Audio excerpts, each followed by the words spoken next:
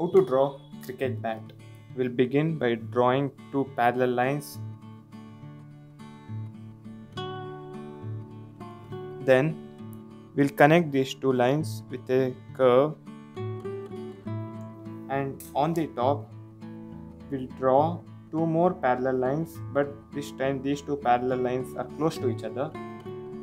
We'll draw an oval and connect the top two lines.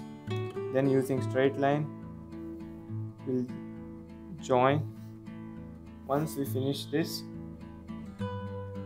we'll draw triangle. Next, drawing a ball is very easy. We'll draw a circle and dotted lines to show that it's cricket ball. Next, we'll color the ball using the red color.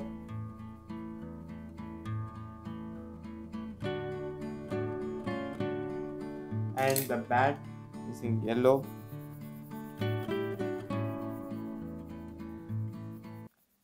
And the handle of the bat using orange color.